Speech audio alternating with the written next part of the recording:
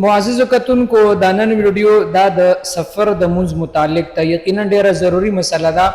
اصل کې کوم تاسو ګورو د ګرمي موسم د هر یو سړی دا کوشش کوي چې داسې په سفر باندې لږ چکر ته وزم یا سواد کالا مري هر طرف ته چی خو دین علاوه دا مسله چې دا ډیره ضروری ده ځکه موږ تاسو خو د هر څه خیال ساتو خو د بعضی زموږ چې کم شرعي حکمونه دي دا لازمی مسله ده. دین زموږ ډیر مسلمانانو نارینه او زنانه هغه خبر نه وي.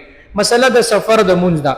ګوري د سفر منځ معنی دا ده چې کله هم د الله تر طرف او د پیغمبر علیه الصلاۃ والسلام طرف دا حکم دی چې کله یو مسلمان هغه په سفر باندې وځي نو په د باندې دا لازمه ده چې دا د 3 رکعات فرض منځ هغه به 2 رکعات کوي ځکه دا د الله تر طرف یو ملمستیا ده نو د الله تعالی ملمستیا قبل ول دا لازم دی. ګوره نو دی وجه ډیر مسلمانان خبر ني.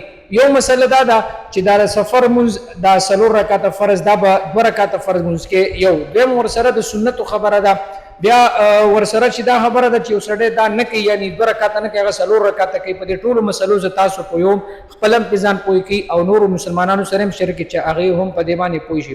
ګور معزز کتونکو اول خبر خدا دا چې کله یو سړی هغه مسافر ګرځي چې هغه مثال شرعي مسافر شي چې هغه د منځونه کم کی یعنی دا فرض منځونه هغه 2 رکعات کی دا سړی کله مسافر ګرځولې کیږي چې موږ دته وایو چې لکه دا اوس مسافر دی. وګورئ د لپاره 2 شرطونه دا اسانه طریقه باندې یاد ساتئ.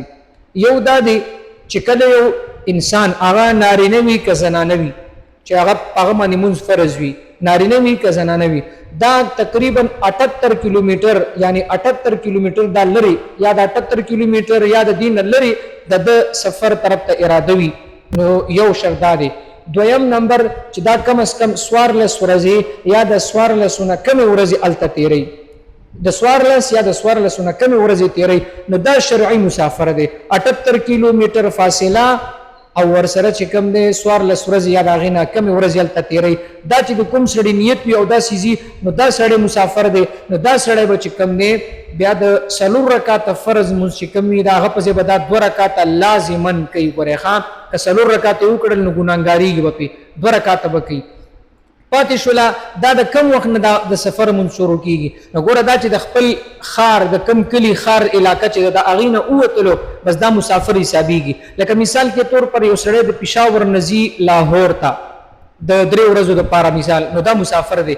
دا به د پېښور د چې کم خار حدود د دینه اوتله مطلب دا دی چې تاروجه به یا نوخار ته څنګه ورسېدل بس دا مسافر دی دا به په دې لاره باندې د سفر منځ شروع کړي. دا نه ده لازمه چې دا لاهور ته ورسي بیا به د سفر منځ شروع کوي.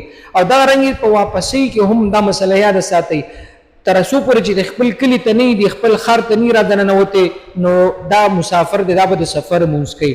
دا مسله تاسو یاد ساتئ.